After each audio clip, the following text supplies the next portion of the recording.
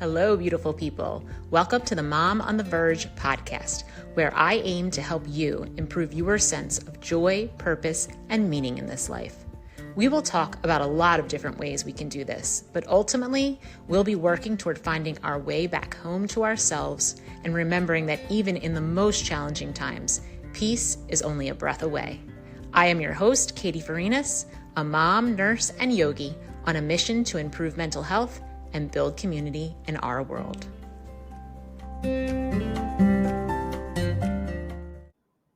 Hi, everyone. Welcome back to the show.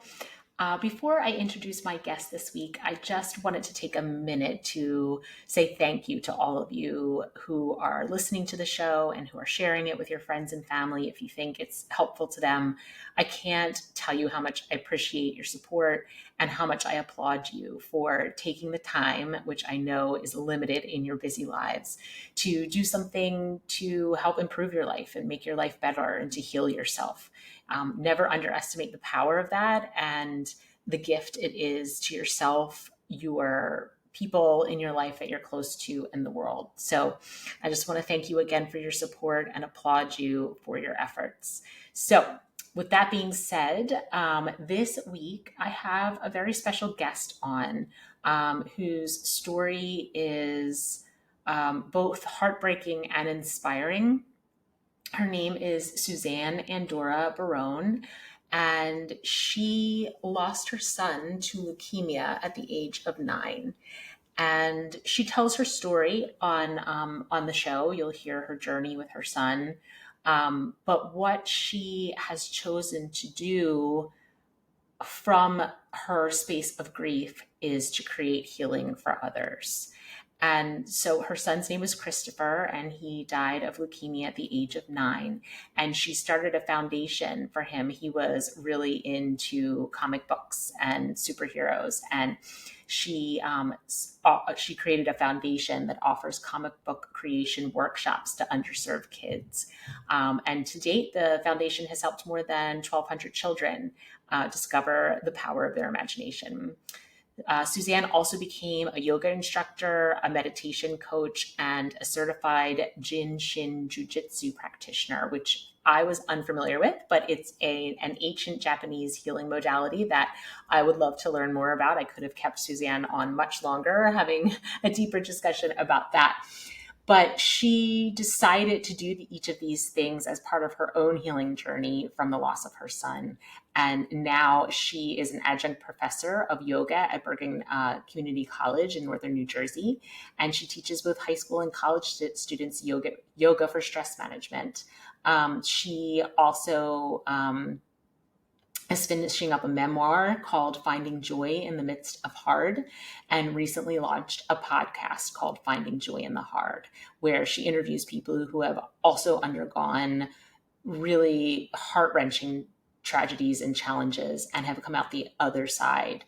And in every episode, she includes a healing tip. So I would highly recommend taking a listen to her podcast. And of course, I will link it in the show notes along with her other information. But what I really got from speaking with Suzanne is that, you know, the loss of her son was so incredibly tragic, is so incredibly tragic. And there is nothing that could make it okay, right? The loss of her son is something that she, I'm sure, will be grieving and dealing with for the rest of her life. But after time, she was able to see that she could still live her life and she still could find joy in her life, and she could bring good to others, even in the midst of her pain.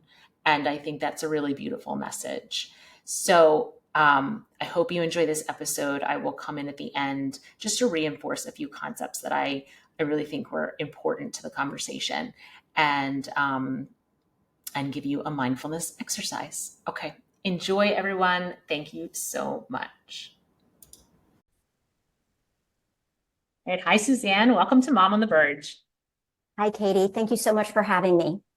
I really appreciate you being here. I've wanted to have you on for a while.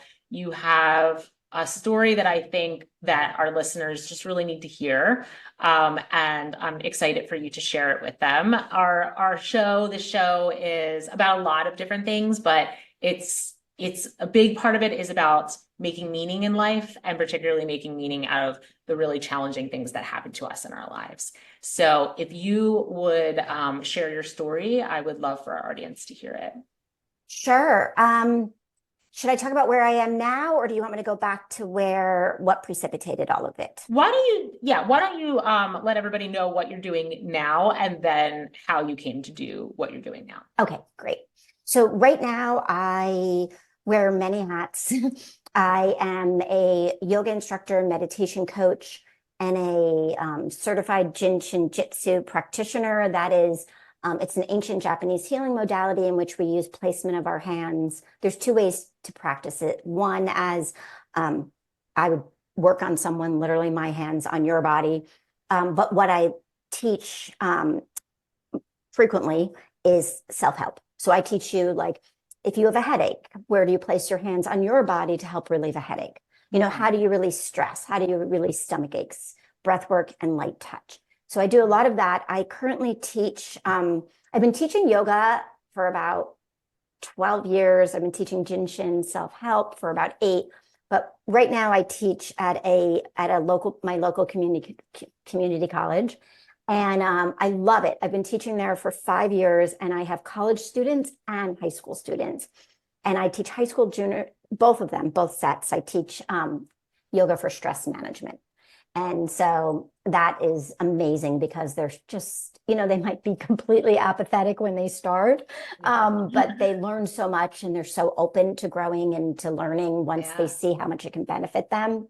Okay. So, and I'm sorry to interrupt you. Is that an actual course? Like, do people sign up? They sign up and get credits to take that class? Yes, they do. It's amazing. So the way I came about it is my younger son was getting ready to go to college, and in 2018, and when you hear my journey, you'll hear a little bit why. Whenever we're sending our child off to college, it's so hard. It felt so much harder because of my life circumstances. Mm-hmm.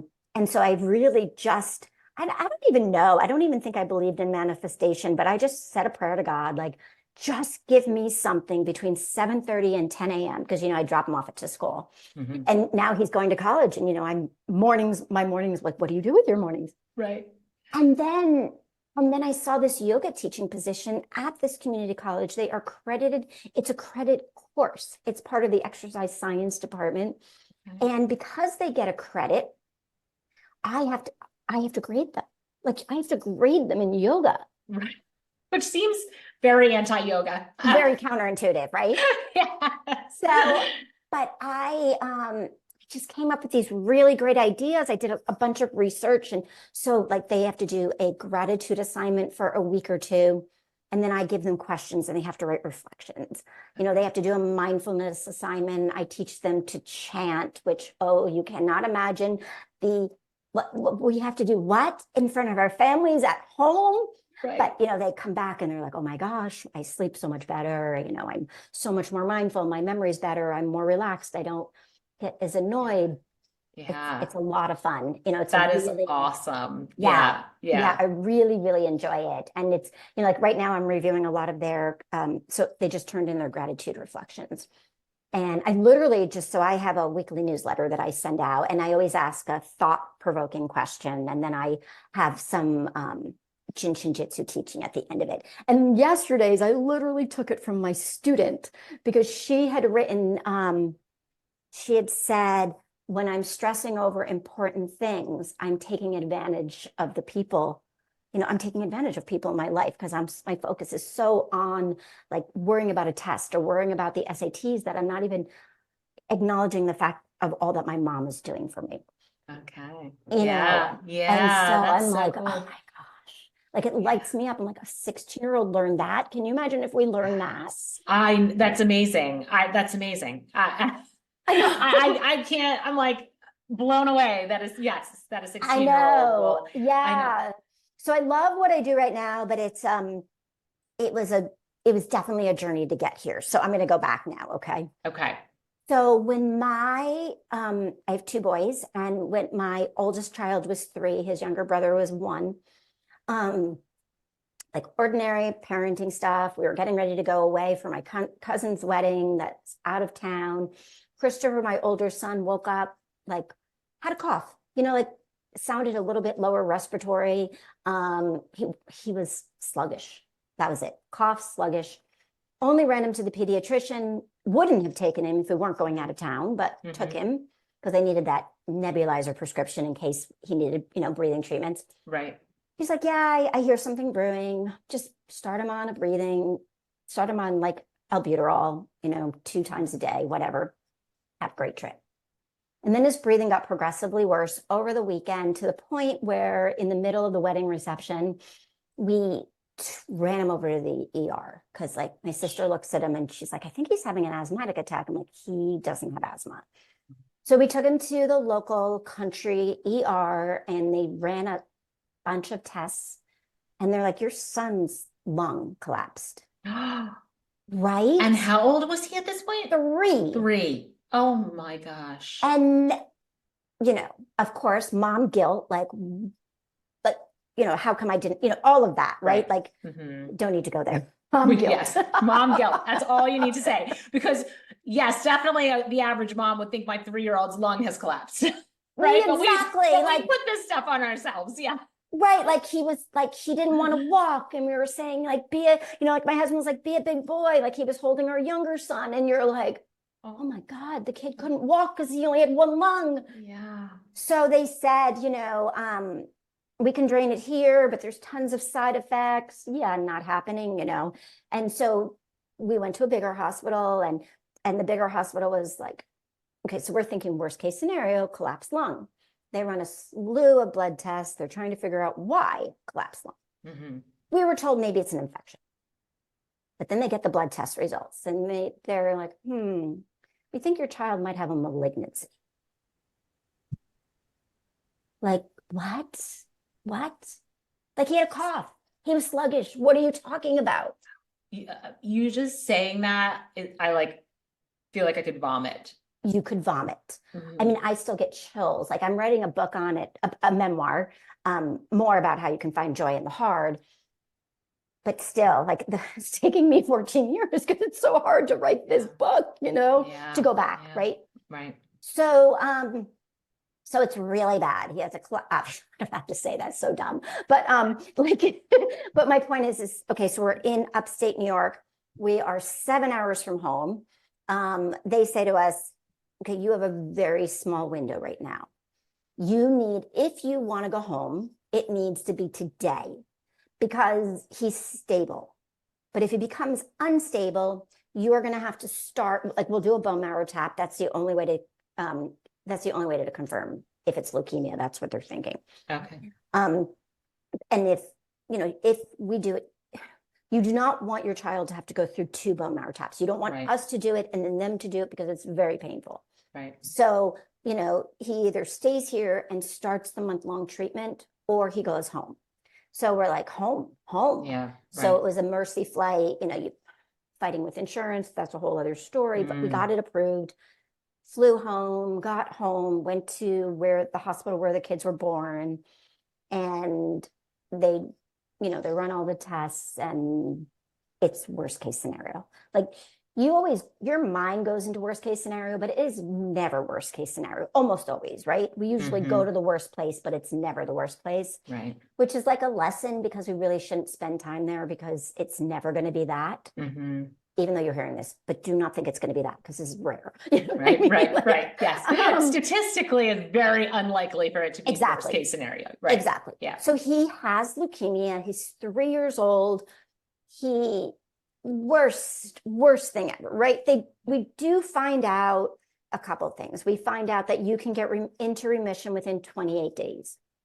So, and then you have 2.5 years of treatment, because you need to make sure that you kill all the leukemia cells in the body.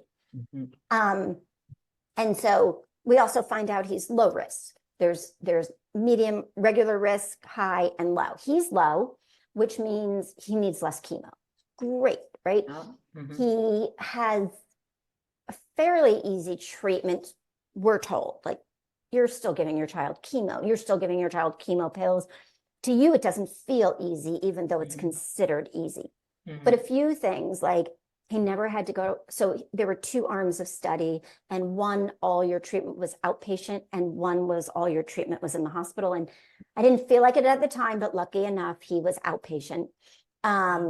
And I don't need to get into like all the parameters and stuff, why I didn't feel like it was lucky at the time. But at any rate, he never had to go in the hospital again, for that.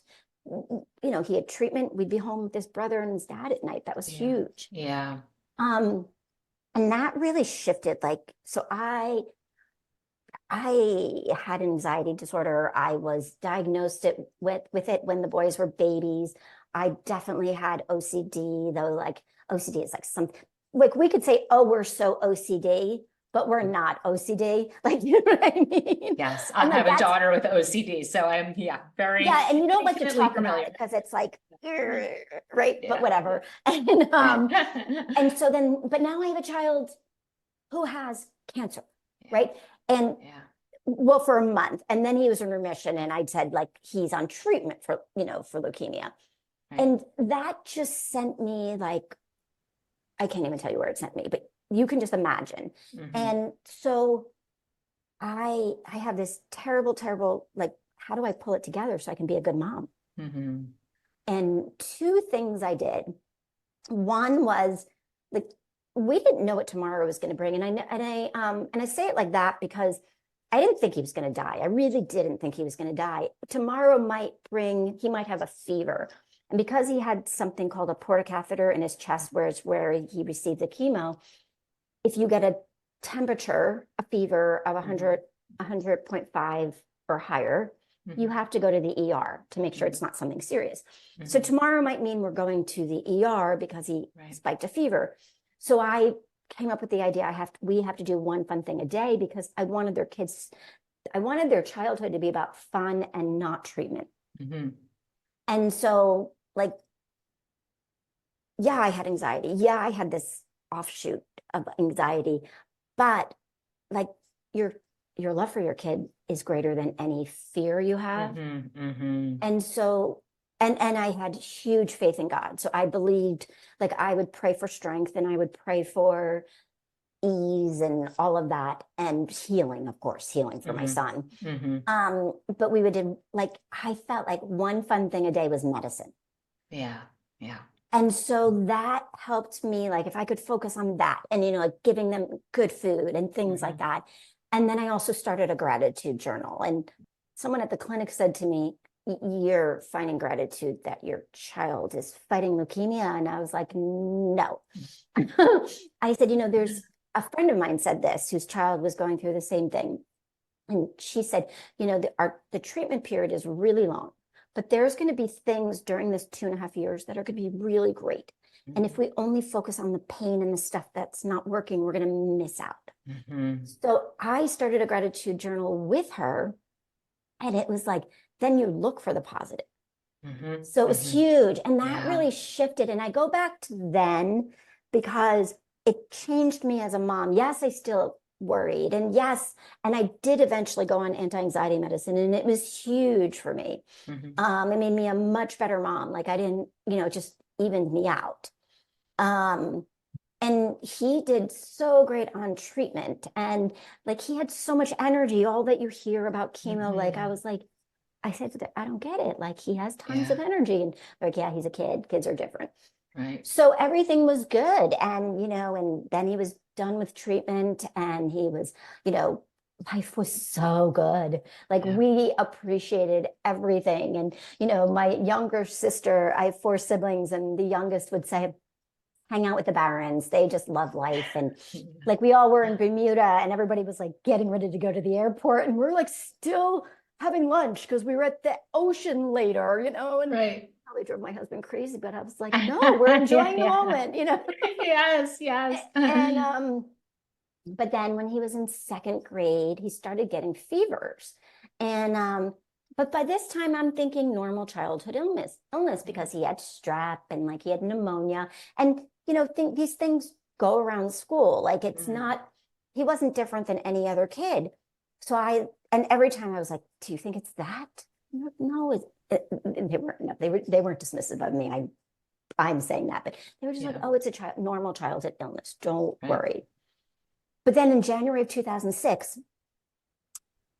the pediatrician was like, he did have a cough. They're like, let's go get why don't you go get a chest x-ray and a blood test? And I'm like, that's kind of weird. They've never done this before. And so they call me with the results, and the pediatrician is in the office, but he has with him his colleague. And this sent me into high alert because his colleague is a pediatrician, but he's also a hematologist. And he was one of Christopher's oncologists. And he's in the room. So he's saying, well, his counts are low. And I'm like, no. You should not be talking about counts. No, regular parents don't know about counts. I'm a regular parent again, you know? And then he said like neutropenia, which is a severely suppressed immune system. And I'm like, no, I shouldn't know that word.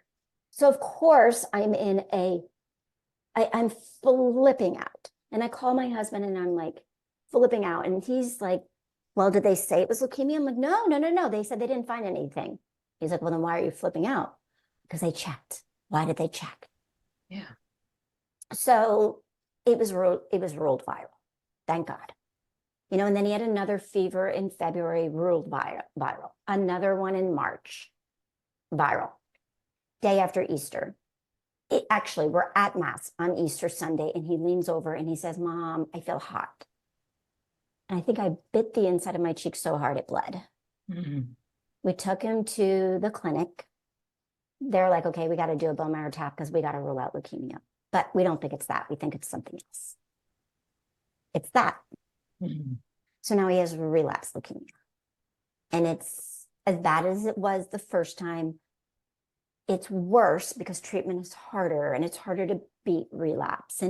But he does great. He gets into remission after 28 days. He's back in school. There's two kids. There's two kids on either side of him. They both, like in the classroom, they both get 104 fevers with pneumonia. My son doesn't get sick. He does not get sick. Wow. I'm like, oh, so this just means he's super, super strong. You know, we go skiing. We can't go skiing as often because if your counts are too low, you have to worry about that because low platelets in skiing don't really work. Platelets are like if you bump yourself, like you'll get a bruise, right? So, but life is good again. He's in remission. You know, it's a 50% chance of beating it, but he's doing so well. So we're on the good side of 50%. And then he ends up getting a virus. This is March of 2007. It's going around school. And, you know, I worry because he's on chemo and he's got a virus and they had to stop chemo. And that scares me. And, you know, but they're like, oh, Mrs. Barron, it's, you know, this happens. You know, he has a suppressed immune system. It takes a while for counts to build up. And I'm like, okay. And then the counts just aren't recovering. And so I said to like, we just need to check. You know, I don't want to check. You're saying it's not. And I believe you, but like, what if it is? And we're not giving him the care he needs. So I forced it. And then they call us and they're like, oh, we checked his blood 3 times. We're so sorry. It's a new form of leukemia. It's adult leukemia, which is so much harder to beat. And like, I can't even tell you. I speak about it very robotically because that's my go-to. That's the way I function. If I were to I just can't go into that vulnerable space because I wouldn't be able to function. You know, I just wouldn't be able to. And I was kind of like this. Well, I'll continue. So we switch hospitals. We go to a hospital that's just for cancer treatment. And what happened to him happens in less than 1% of the population. we're at one of I don't mention the hospital names because I am writing a book and I change the names, but we're in one of the top hospitals in the world, and they're taking, oh, can we take his blood for research? But, I have this incredible faith. I believe, like, granted, I wasn't Pollyanna. I wasn't like, I would wake up in the middle of the night and I was hysterically crying, and then someone gave me the name of some, I don't know, some prayer group. It wasn't my faith, but I didn't care who, I didn't care how he was healed. He needed to be healed, right? Right. And I would call and put a prayer chain in, and we were, at one point, we were living in this hospital in New York City, and I was walking to church one morning, and this was, 2 of the treatments had failed. We went to this hospital because they created a treatment just for my son, and that failed. And I was walking to church, and I was like, okay, I am a mess. I can't focus. I'm short with everybody. I can't enjoy my kids. I can't enjoy my husband. I am flipping out. And the treatment just started, and we would have 2 weeks before we knew anything. And I was like, I have a choice. I can be as I am, a mess, or I can believe it's working. And of course, I prayed to God to give me that strength because I didn't have that on my own. And I believed it was working. And, I know I might have frustrated some people because I was positive, but I was present. It allowed you to be present. It allowed me to be present. And there were so many gifts. Like, I couldn't have been the mom that I am, or that I was, if I was flipping out, because they would have been like, Mom, why are you so worried? The kids are so smart. Yeah. They're so read perceptive. Us. So perceptive. They read us so well. We don't have to speak and they know what's going on, right? Yeah. 100%. So we had this, like, this is one of the most magical experiences. So one night, it was such a special day. He had, my boys, huge Spider-Man fans. And we had seen Spider-Man 3 in the theater before he went inpatient. And then he wanted to see it again, but it's in the theater. So a friend got in touch with Sony, and they literally, like, they had someone walk this huge, whatever it was, the video, but it wasn't the video. Like, it was walk it over to the hospital room. So, and she waited in a coffee shop so he could watch it. And he was on Benadryl because he was getting a blood transfusion. And he's like, Mom, can I start it over again? Because I'm falling asleep. And I'm like, here I am, like such a people pleaser. And I call her up, like, is it okay if we've started again? She's like, of course, take your time. So we watched it again. And then after that, we had a friend through church that set up a private meet and greet with Tiki Barber, and he didn't want any publicity. He just wanted to come in and meet the boys and my husband, they were huge Giant fans. And it's like, we spent an hour, and then that night, my son can't sleep, right? Of course he can't sleep. Right. Yeah. So all these good things happen. Right. He's excited. And so he says to me, he's like, Mom, and he's like, are you sleeping? Isn't that funny? Like, are you sleeping? I guess if I'm sleeping, I wouldn't be answering. Right. And I said, no. And he's like, I can't sleep. I'm like, yeah, neither can I. I'm like, you want to go to the playroom? 10:30 at night. So we go down to the playroom. We tell our nurse where we're going. And there's a family room, and only guests can really go in there. It's for special occasions. And that's where we met Tiki Barber early in the afternoon, and it was open. So I open the door, we go in. It's like beautiful, comfy couches. They're like rust colored. It feels like you're in a sitting room in a hotel. We turn the lights out. We can see all of New York City. And he says, Mom, will you tell me a Scooby story? Because we always made up Scooby stories and told them to our boys. I'm like, okay, this is what we're going to do. I'll tell the story and you do the voices, because he would always do really fun voices. And we went back and forth like that. And it was so magical, and I was so into it. And, a nurse came in and she's like, you're not allowed in here. And I'm like I was a different person. Like, if this were first illness, I would have been like, okay, we'll leave. This is third. I'm like, why? Why can't we be in here? Because you're not allowed. Who said? The nurse said it was okay. I'm like, we're staying. She's like, okay, I'll go find out. I was so bold. I was like, look, I'm here with my son, back off. Yeah. You know? Yes. We are having a magical experience and you are not going to ruin it for absolutely no reason. Exactly. Like some stupid rule. Like who else is using it? Nobody is like knocking on the door, let us in. Yeah. So he's like, do we have to leave? I'm like, nope, not until we decide to. She never came back, thankfully.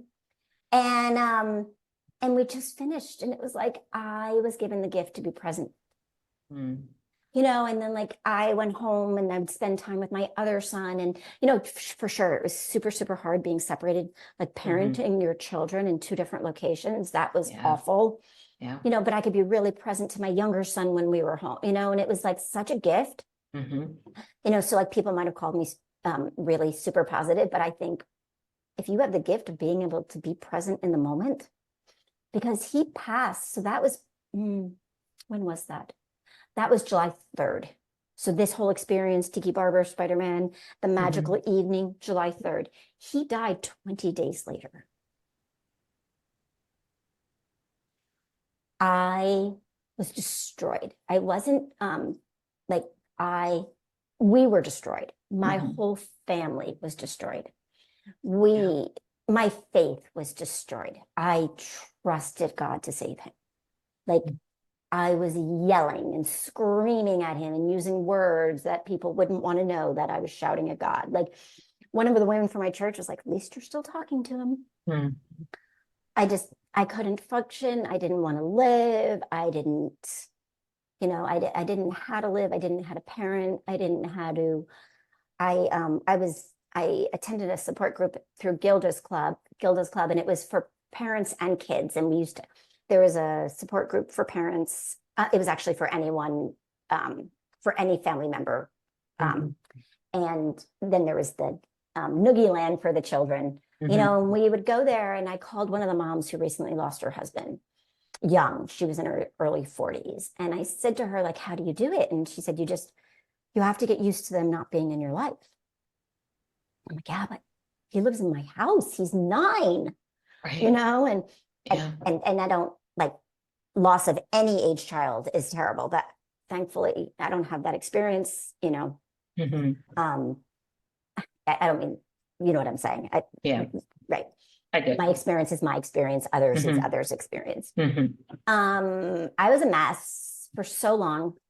I say that I was in deep grief for 3 years.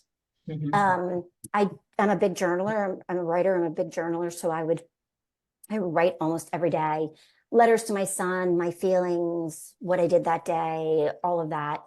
And I bring that up because maybe like 1 year, 2 years out, I'd be like, wow, this is so much worse. Like I am so much worse now. But because I wrote every day, I'd go back 1 year or 2 years and I'd see that I couldn't literally leave the house. Like I didn't, like washing my hair was a good day. Like I'm like, I can either wash my hair, brush my teeth, or make, sounds really terrible, like you probably didn't want to see me, or like make food for my son. Like which is it? You know, and now I am, you know, I don't know, taking him to school, taking him to a play date. So it feels like it's worse, but I'm better. Right. And I make that distinction because I've heard so many people say it's so much worse the second year. And or the first year, after the first year. And I feel like maybe it is. I'm not going to judge someone else, but because I had that written comparison. Reference, yeah. So like slowly, I started healing. I saw a grief counselor. I had been in therapy when he was on treatment and before he was on treatment. And that was huge. But after he died, I was like, oh no, you're not going to tell me how to live. Like I was very much like, you don't know what I'm going through. So you can't tell me how to survive this. And everything was very black and white. The grief counselor helped a lot. She would say things like, okay, let's put together a toolbox. So all the things that help you, that give you a little bit of light, go in the toolbox. So I was a runner. So, you know, running. I did these, I don't know why.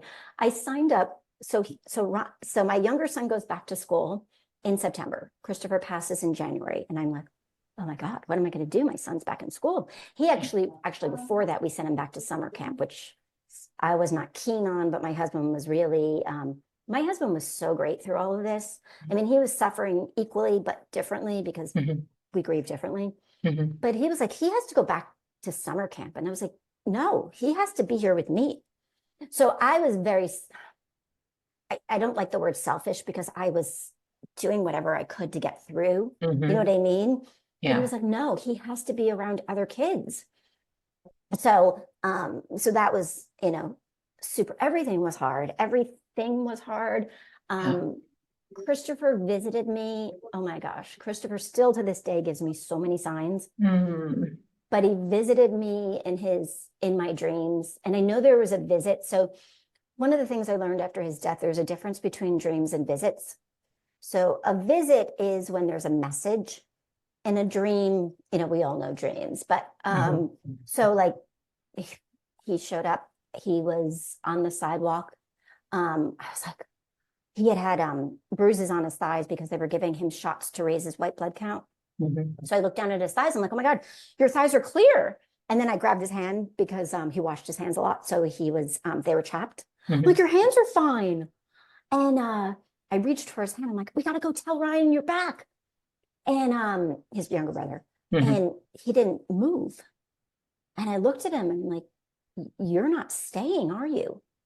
And he's like, no, I just came to tell you I'm okay. And I know that was a visit because it was so clear. Yeah. Like on the first Mother's Day, I was sleeping and I was like volunteering in his classroom, as moms often do, right? And I was kneeling next, like I was squatting next to his desk, and I put my hand on his desk, and this is all in my dream, and he puts his hand on top of my hand, and he says, thank you, Mom. And I wake up and it's Mother's Day. So like, but like I had so many profound, one of the days, so after he passed, my younger son and I would still sleep. We slept in his full-size bed because we just need to be as close to him as we could.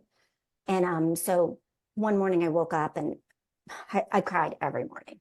People were like, you didn't cry in front of your child, did you? And like, it was not that put together. Like, no, yes, I cried in front of my child, like all the time. Right. You know, he would try to parent us. It was hard. I feel bad for him, but you know, like, you're human. Yeah, right. Just trying to get through. But so I was typing to my son, like I was typing out, like, I miss you so much. I can't survive. I can't live. I can't do this. I was writing this to my older son, and I know it was him. So I guess I'm sharing this because there's so many vehicles, there's so many ways for those that have passed to communicate with you. Like it can be in physical signs, like I see hearts everywhere. It can be through dreams. It can be through, like, I didn't know I had these abilities, but it's my child, right? So I was typing and he was responding. So I was typing his answers. It sounds crazy, but what he said did not come from me. Yeah, like you channeled him. Yes. Because like he said, yeah, I never thought of it that way. He said to me, I am no longer your responsibility. Ryan is. You need to focus on Ryan. And I would have never in 1,000,000 years thought that, because I still thought he was my responsibility, right? Yeah. So many things you're saying. I talk on this show about full body chills and how when I get full body chills, that's a sign that something's like speaking directly to my soul. And like so many things you've said have generated that full body chill experience for me. Because they're just so profound. I mean, your experience is just gut-wrenching and horrible. And I am so sorry for the loss of your son. But it also, I mean, opened you up in a lot of ways that maybe you would not have opened up. And that doesn't diminish the pain or the profoundness of the loss, but does it for you allow you to take something from the loss that you can say is good? You know, it's interesting. I'm still pretty black and white. So my husband always says, you're so black and white. So I can never be okay with the fact that he passed. Like I can never, I like, I am probably, and I use that word probably because I still use magical thinking. Like if I could go back in time and change everything, I would, Mm-hmm, right? mm-hmm, mm-hmm. I would say I'm probably much stronger, like without a doubt, I'm much stronger. But I use that caveat almost to, um, I, I am a different person for sure. I teach what I teach a lot of, um, how to find that ease, how to find that space of calm, it's a constant, it's constant working.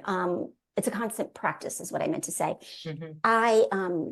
One thing that his death did is it completely changed me. Like, so I had off the chart anxiety.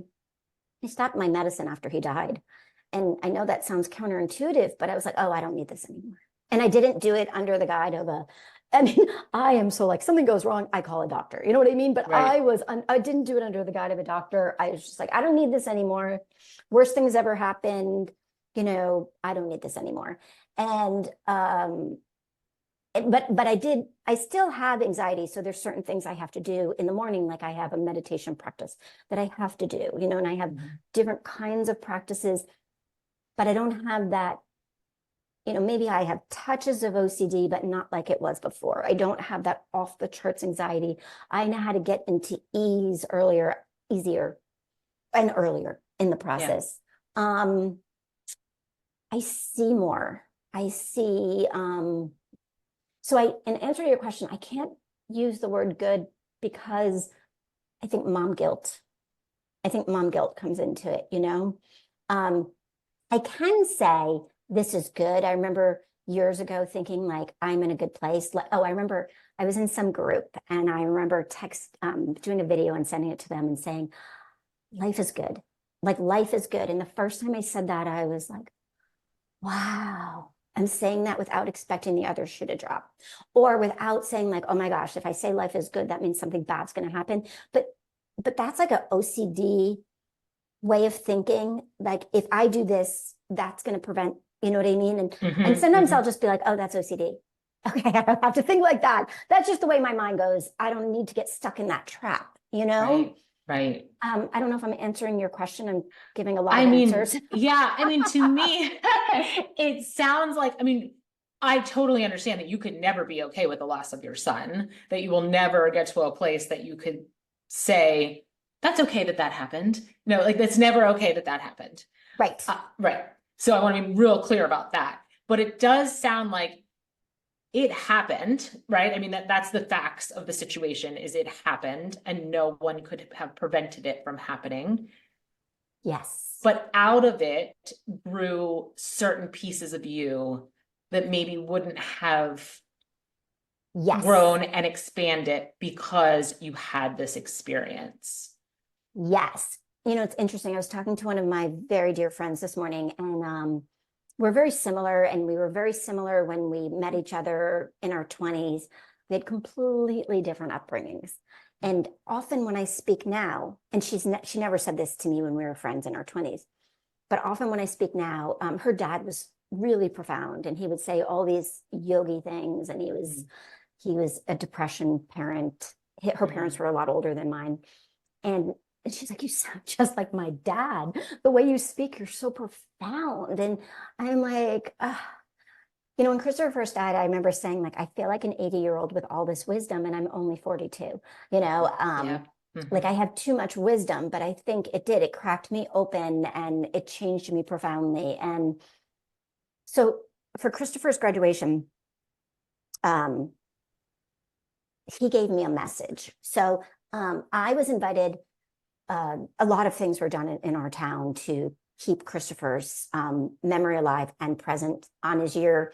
Up until his classmates were 18, they celebrated his birthday every single year. His elementary school, the fourth grade class, they did a plaque at his school, like all the things that they loved about Christopher. And because of that, when his classmates, there's 4 elementary schools in my town, when his classmates were seniors, They took the money that they would always do like potluck lunches, and they would teachers would throw in a little bit of money. So at the end of 9 years, because that's how much time had passed, they'd raised $4,000. And then they did an essay contest of those children, those, I don't know, 30 kids or 60 kids that went to that school. Mm-hmm. They had the chance to compete for a writing contest for this money. And from that, it's like a ripple effect. Mm-hmm. From that, the principal's like, wait a minute. They have this, the teachers have been like honoring him every single year since he passed. Like, who is this child?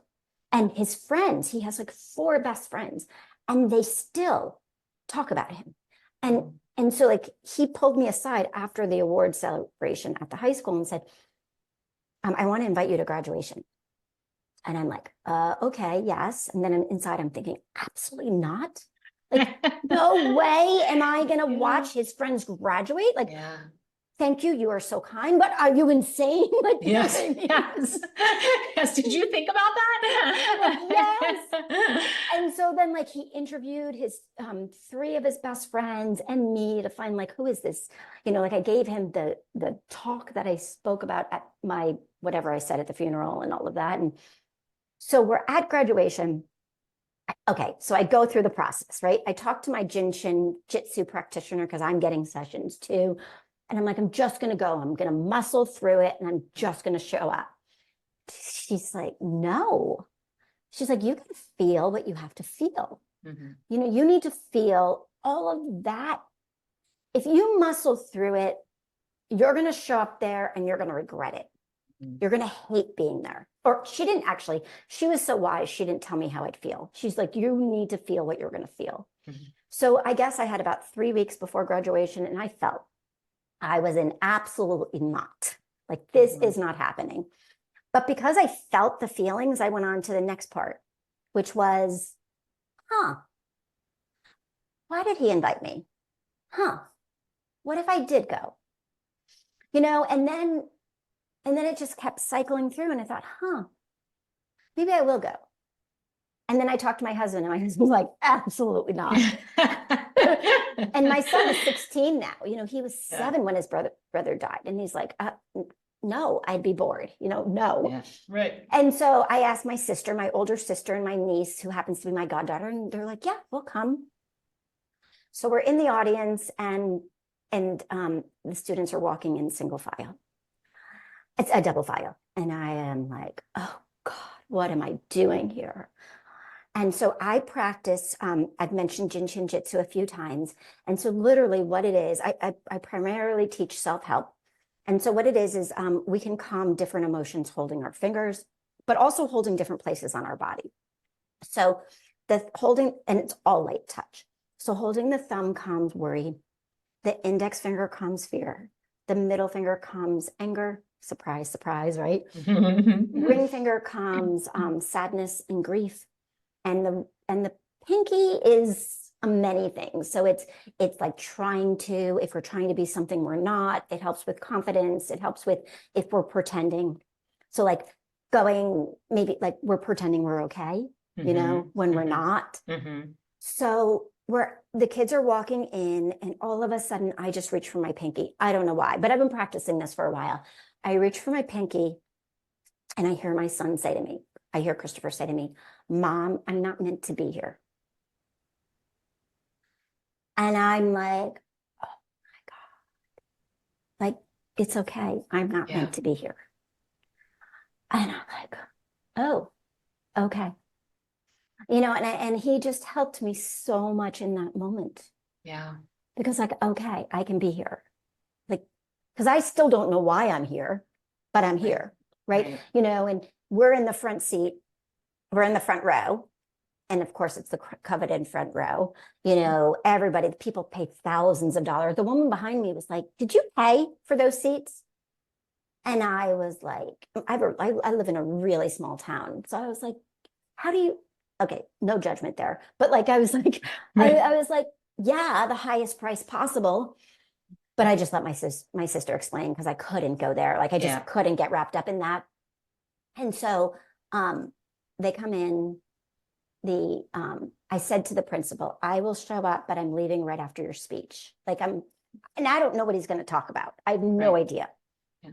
The entire speech is dedicated to my son. Oh The entire thing. So he makes it relative to the kids. But he says, he starts out with a quote from Abraham Lincoln about like, it's not the number of years, but it's the number, I don't know the quote, but it's like, and as soon as he says it, I'm like, oh, he's talking about my child. And then I actually recorded it, so I have it somewhere. But he said 3 points, and I only remember 2, but he said, be so passionate, whether it be like Christopher, like Spider-Man, with Spider-Man or Star Wars, be so passionate about something. And then something else. And then he said, and be the person that no one ever wants to forget you. Can you imagine if I did not go? Oh. And then we walked out and then he calls me up. He calls me up to the stage, and he calls up his friends, and he gave me a diploma post. I don't know what the right word is, but you know what I'm saying? And I remember thinking, like, after Christopher died, I heard about teenagers passing, and I heard about how they'd be honored at graduation. And I was like, yeah, that's never going to happen to my son, because he died when he was 9. That would never happen. And it did. Yeah. And then like we're walking out, I'm late because I couldn't watch them do the diplomas and stuff. But that principal gave me so many gifts because so I showed up to my son's graduation, right? So many gifts on so many levels. But one of the gifts was that when it became Ryan's graduation 2 years later, I didn't have to wonder what it would have been like at Christopher's graduation. Yeah. Well, I could be fully present at his graduation, which is such a gift, because so often I would be like, I wonder, and obviously that takes you out of the present moment. Yeah. Yeah. And to know, it's funny, you use the word gifts, and I was thinking that exact words, I was thinking, he gave you so many gifts, your son gave you so many gifts. And it seemed like there was a plan in place there that you weren't aware of, but you kind of allowed yourself to be carried by the plan, by processing the emotions and talking about it, and really allowing yourself to feel the feelings, even though they were really hard and painful. It allowed you to have the gifts that were meant for you to have. Yeah. On the day of the graduation, so one of the things that would happen is, so I have a foundation, and I started it in honor of Christopher. So the way it works is that if you start a foundation, a nonprofit, after someone has passed, you usually say in memory, and if they're alive, you say in honor of, but I couldn't say in memory of, so I say in honor of.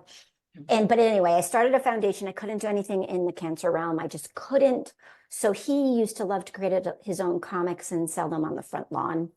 And so we created a organization that brings comic creation programs into underserved schools. And I have this phenomenal comic book teacher from New York City. It's still going. We've been doing it since 2010.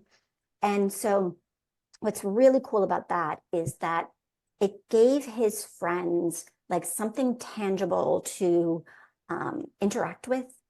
So they could raise money for the foundation. So one of his friends, Jordan, is a big dancer, loved dance. So this kid, starting freshman year, and the first year he just did it in the cafeteria, and then it grew so that it was in the theater. He gathered other performers, like either vocalists or dancers, and put together this performance to raise money for my foundation. Over 4 years, he raised $20,000. Oh my gosh. Yes, I know. And so I bring it up because the whole class knew Christopher. So like, even though he wasn't in school with them, they knew him. So the day of graduation, I was in town, and I saw one of my dear friend's daughters, who I'm still very close with, and she's like waving. So I go in the restaurant to say hello to her, and it was so beautiful. She introduces me to her friends and says, "This is Christopher's mom," Mm-hmm. which is like, it's how you would introduce any of your friends, but like, You didn't they get to hear that for so many years. You didn't get to hear those right. simple, everyday take for granted sentence. Yes, Yeah. yes, Yes. exactly. So like so many gifts, like there were so many Yeah. gifts. The foundation would be like, how is this going to come together? Yeah. And then it would come together because, it's that I didn't know it at the time, but we were working at such a high vibration. We were doing such good work that, of course, people were stepping in when it seemed impossible. Yeah. Yeah. So how is your, I want to touch a little bit on faith because you mentioned it. Well, you and I were talking about it a little bit before I hit record, and then you definitely mentioned it throughout, your journey with your son being sick and Yes, how you were so angry afterwards and how yes. you prayed so hard and you believed, that he would be saved. Has your relationship with faith changed from this experience? Yes, I'm so glad you brought it up because I didn't want to, I didn't mean to leave it where I said it. So I got to this point where like I was asking like everybody, how do I do this? Like, so I live the next town over. There is, I will get to that in 1 second. The next town over, there is a bookstore called Bookends Bookstore, and they bring in so many different authors to do book signings. And so I saw that Elizabeth Edwards was signing. And I knew she lost her 16-year-old to a car accident. So I said to my mom, we have to go there because I have to ask her, how do I survive? Right. And she was amazing. And she actually gave me, she told me about this online support group that I ended up being part of for many, many years. And so I kept asking people, how do I do this? How do I do this? I don't know how to live. And the problem is that nobody could tell me how to do this. The only, and I say person, but he's not a person. The only one who could tell me how to do this was God. Like the only way so I couldn't pray anymore. So I didn't have the words. Like, what do I say to you? I'm still so angry with you. What do I say with you? But I need your help because I can't survive. Like I don't know how to function. So I had been in this Bible study group before, and so I rejoined it, and somebody mentioned there was a Bible study book called Jesus the One and Only, and I was in Borders bookstore, which doesn't exist anymore, and I picked it up, and I was like, okay, let's see. And I would read the Bible study and the related scripture daily, and so I didn't have the words, but I'm Catholic, and Catholics don't typically read the Bible, like so. But that just like it gave me hope. It like I had no hope after he died, and I was such a hopeful person, and so it gave me hope that like I knew I would see Christopher again, but intellectually, like you're used to having your child in your house, like. One of the women at my church, I regret it now, but she came up to me and she was like, one of the artists in our parish, they want to draw a picture of Christopher on one of the walls. And, like, we want his picture. And I was like, no, no. Like he's supposed to be here, not there, but so I went back. So I would do a little bit every day, and it gave me like enough light.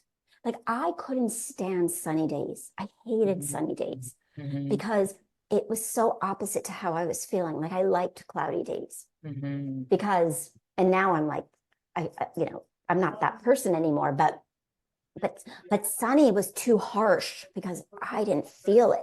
Yeah. But slowly, like, as we do with all healing practices, and I still do this with different healing practices, I'd be like, okay, God, I'm good now. Like I did this every day for a month. I'm good now. Thank you. Right. I can take a break. I don't need to do this. And I'd take 1 or 2 days off and I'd be back in the black hole. And as we know with everything else, like even with, I chant now, I chant this mantra that's so helpful and I'd still do it was telling my friend in the parking lot, she's like, why did you stop? I'm like, she's like, because you were feeling good. I'm like, I didn't think you needed it. But the problem was, is I was so lost and so dark in such a terrible place that climbing back out of it didn't take the days I skipped. It took like maybe weeks. So I now have a very strong faith. Again, I still have a very strong faith. I don't go to church like I used to. Church, now I love church, but church for a long time was very hard for me because I would walk in and I almost wanted to shout, it's a lie. Like, don't believe it, because that's how I felt. So I'm too shy to ever have done that. You know what I mean?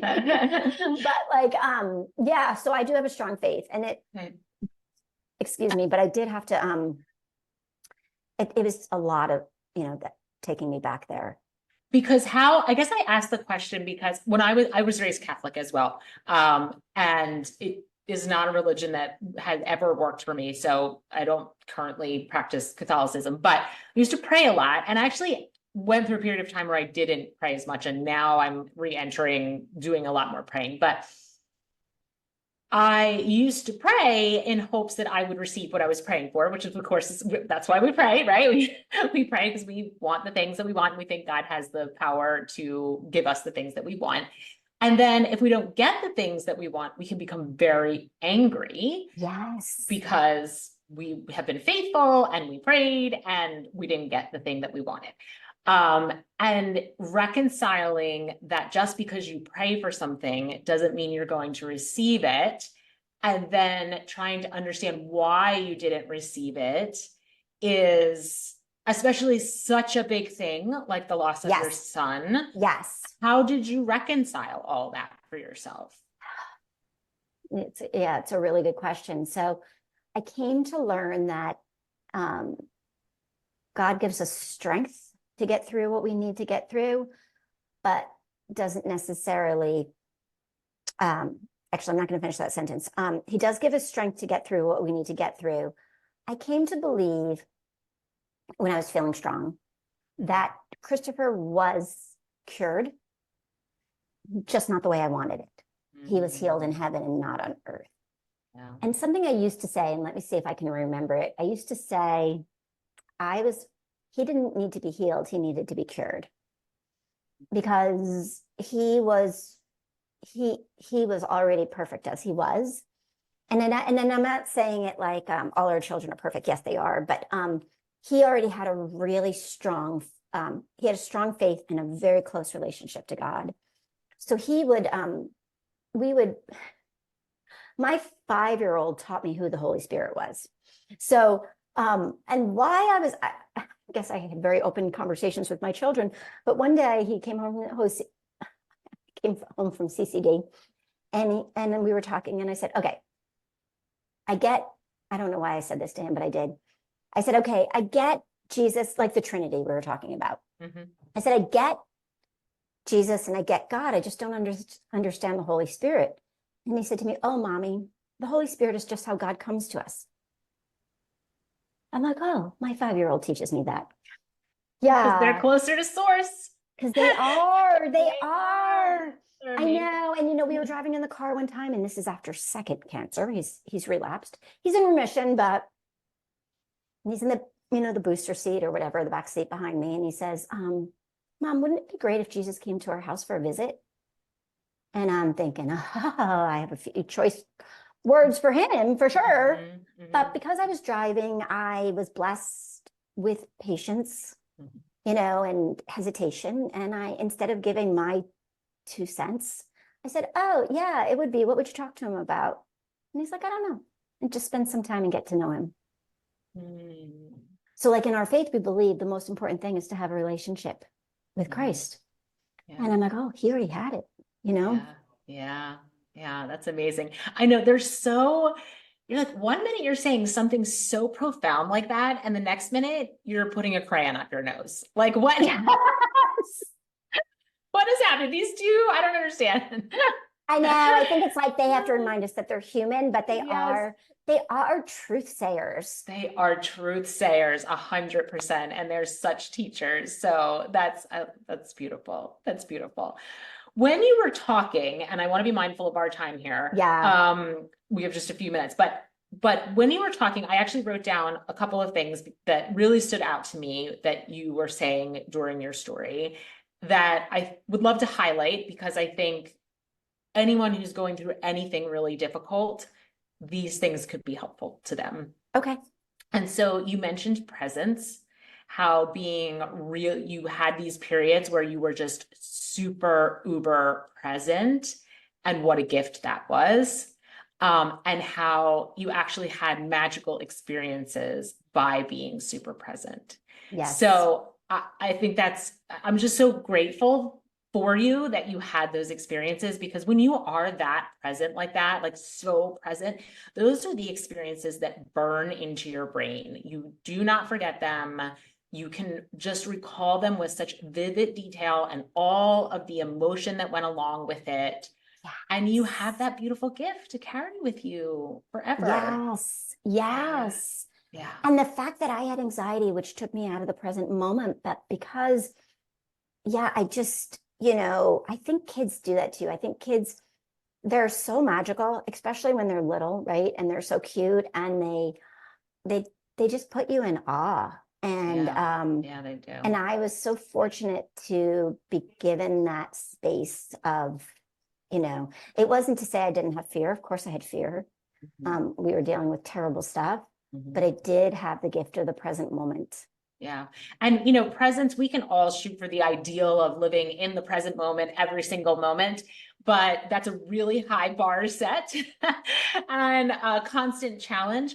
But even being able to tap into it in moments lets you know that it's available to you and Yes. gives you that gift. Yeah. Yes. And I don't think we should, I think if we try to do it all the time, then we're too hard on ourselves, right? Because we do go into autopilot and we do go into sleepwalking, and it's, we can just strive to be more aware to come out of it, And to be aware when we're unaware, right? That moment where you're like, oh, I fell asleep again, time to wake up. Yes, exactly. Yes. Exactly. The other one, or the other two, were faith, which we talked about a little bit, but faith seemed to play a huge role for you. And then kindness is another one that seemed to come out, the kindness of, what that principal did and his friends and watching the movie and like all these acts of kindness that were little gifts along the way. So do you feel like those things were healing for you both? Yes. Yeah. So much kindness. I mean, my friends were so definitely after, but even during, they knew how important working out was to me. And there were time periods where we were in, he got like a septic infection, and we were going to be in the hospital for a little while, and he beat it. So that was huge, right? I know I'm going off on a little bit of a tangent, but full-blown leukemia, chemo, and he beats the septic infection. So right. Okay. But so they bought a short-term membership at a health club. So I had somewhere to go. Yeah. And just people. And I was always really marveled at the other parents at this hospital, because everybody was so supportive and loving. We all loved our children equally. We were all fighting for them. But I made friends on that floor, lifelong friends. But people I think kindness is everywhere. I think we're often too lost in our own world to see it. I remember a few times I've been in conversation with someone in the car. So then I put headphones in and I go into the grocery store to shop. And I have to tell you, if I am talking on the phone while I'm in the grocery store, I really, really never do it anymore. Unless I really don't do it because I am not as kind. I am short with people. I'm just not the same person, because I'm distracted. Yeah. Yeah. I love that. I love, it's so true. It's so true. I mean, our brains are not meant to split attention. And when we're asked to do that, we become stressed and then we become less kind. Yes, And so yes. true. Yes, it's so true. And then this is another thing that I actually didn't write down, but it's coming up over and over, which is community. So it sounds like community was huge through this entire journey, having community. Yes, huge. The women on my online support group, I actually interviewed one of the women for my own podcast. My friends, the like community was huge. I mean, and there's so many different communities, right? My church community, they were huge. Like, and there's so many different opportunities for community. Yeah. And so many different ways that community can serve you. Like, so you're saying so many different communities, and at throughout our whole lives, we have many different needs that need to be met, and they can't all be met by the same people or persons, right? Yes. But when you're going through something as huge and traumatic as what you experienced, you probably had a lot of needs, and certain communities filled those needs in certain ways that other communities just couldn't. And but they filled a different need. You know, that is so true. So, one of the things I used to do after I couldn't really talk about, after he passed, I really couldn't talk about it because I would break down. So I sent a lot of emails to friends. You know, this is before Facebook and all of that.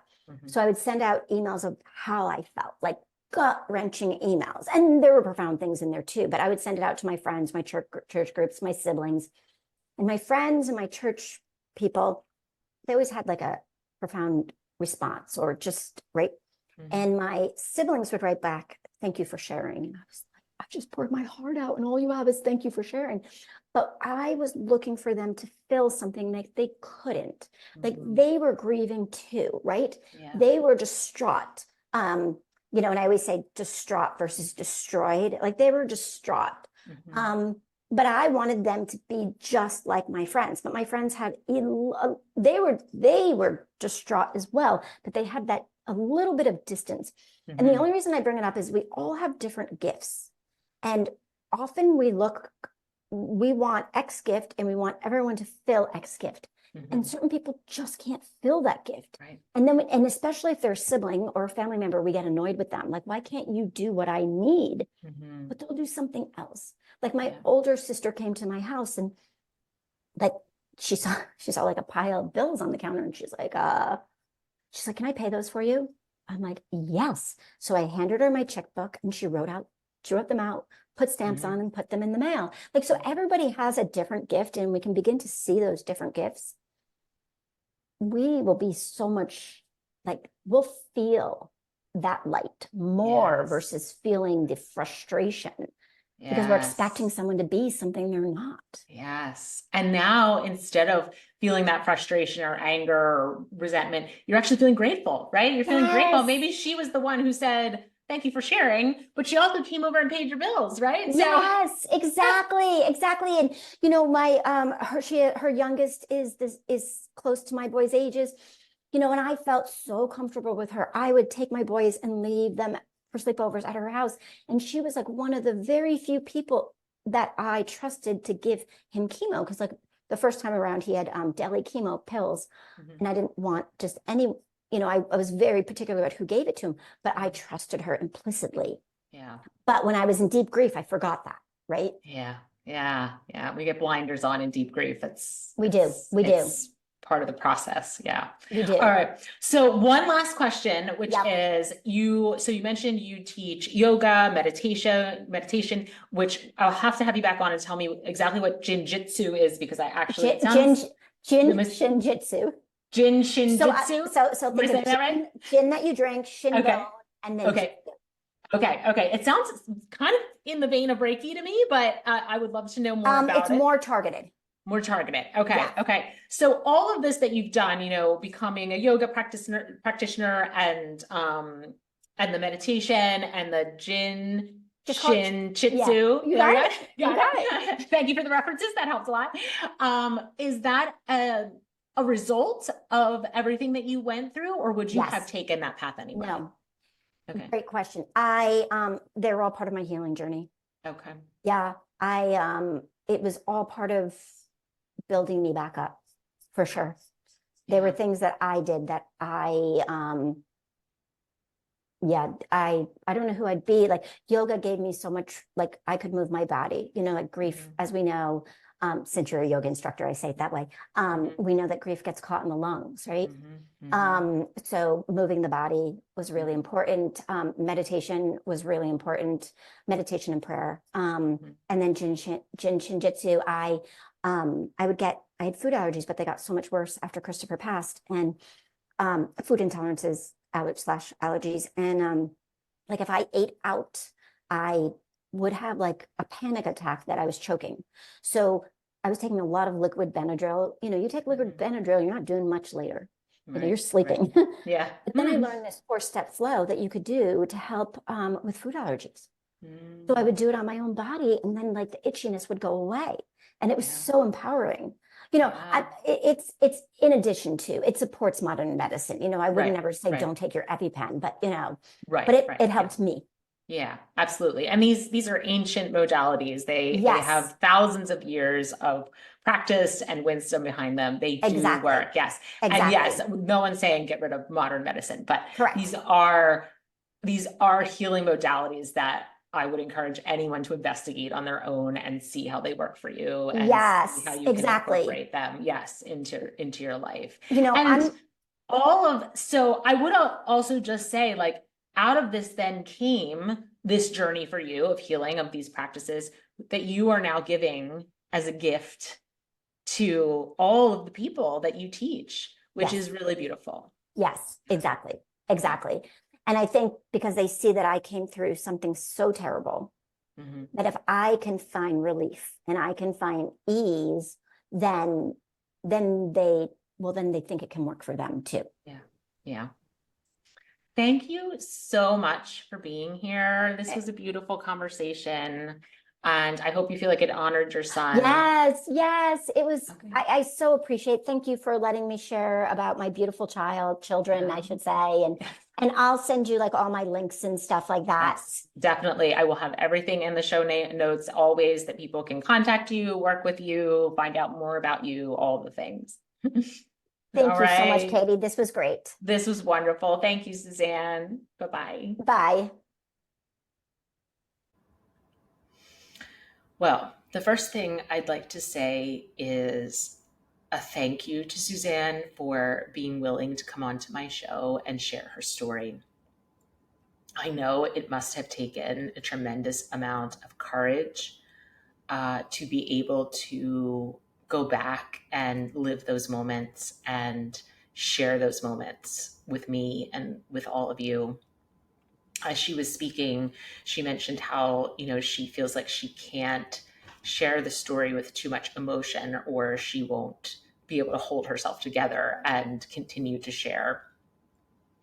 And I totally understand that. And while she was sharing, I found myself getting incredibly emotional and grateful that I wasn't, required to be speaking at that moment. So it gave me some time to pull myself together. So if I'm feeling that way, I can't imagine how Suzanne was feeling. And for her to still be willing to do it is such a gift to me, a gift to all of you listening. And really, she should be tremendously applauded, and I applaud her for doing it.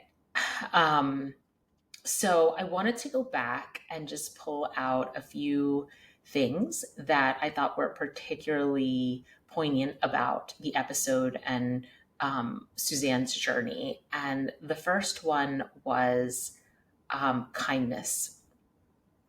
For the longest time, I used to say kindness was my religion, because I believe so strongly in the power of kindness and its ability to heal. And, what Suzanne shared was that, people showed up in different ways for her, and they showed up in ways that were authentic to themselves. And when they did, they were able to help her and just help her within her daily life, or help her to heal. And I think sometimes we're afraid, right? We're afraid to show up for those people in our lives who are really struggling, or have experienced a big trauma. We don't want to say the wrong thing or do the wrong thing. We might feel uncomfortable or awkward, but it really matters. The showing up really matters. And you have gifts And whatever they are, those gifts can be used to help another person in their struggle. So, being courageous enough to overcome your fear so that you can be present for another is a really big deal. So just keeping that in mind, you may not know anyone right now who's struggling, but if you do, or if at some point in your life you do, just keeping in mind that you were given gifts and you can use them to help others through your kindness, and that it really does matter that these are things that do help heal other people and things that they will forever remember and be grateful for. And the second part that I wanted to pull out, and it actually also relates to presence, is becoming super present, which we talk about on this show of how anxiety disappears when we learn to be super present, in the now, completely and fully in the now, not in the past, not in the future, just absorbing everything that's happening at the present moment. And Suzanne described that beautiful time between her and her son, where they were sharing the stories back and forth, and it was just the two of them looking out at the city skyline, and they were just super present with one another. And she will never forget that experience. And that's the gift of presence. Not only does it make the moment that you're in so magical, it creates a memory that stores in the brain differently, that you can always recall with such detail, as if you were in that moment. And you can see it, you can feel it, you can smell it. And that is also a gift. That is a beautiful gift, to be able to recall such a wonderful experience and time with someone that you love. So I invite you to give yourself the gift of presence. And it's not always easy. We're humans. We have a lot going on. But as much as you can, to remember to come into the present moment. If you live in the present moment, or when you live in the present moment, it's never a waste of time. It's never something that you will regret or wish you hadn't done. You will always be grateful that you came into the present moment for yourself and for the people that you're with. So that's my invitation to you this week. It is to find someone that you can share an act of kindness with, or work to be in the present moment as much as you can. I hope that you all have a wonderful rest of your week. I will share in the newsletter some of the other things that helped Suzanne heal on her journey that we talked about. But those are the two that really stood out to me the most. Have a wonderful week. I thank you again so much for listening. If this show resonated with you and you think somebody else would benefit from hearing it, I invite you to share it with them, and we can hopefully work towards healing every day, every week, just a little bit at a time. All right. I love you guys. I'll see you next week.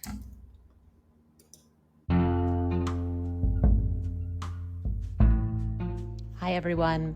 If you enjoyed this episode or any of our other episodes, I ask that you please like the show, follow, subscribe, or share.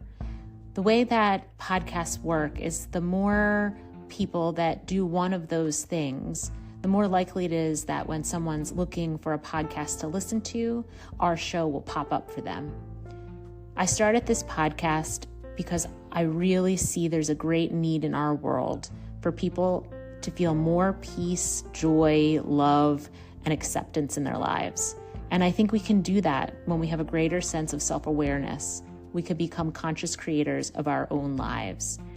And I'm seeking to do that for as many people as possible. So if you could help me by liking, sharing, or subscribing to the show, I'd really appreciate it. And hopefully someone hears a conversation that changes their life. Thank you again, and I'll see you next time. Much love.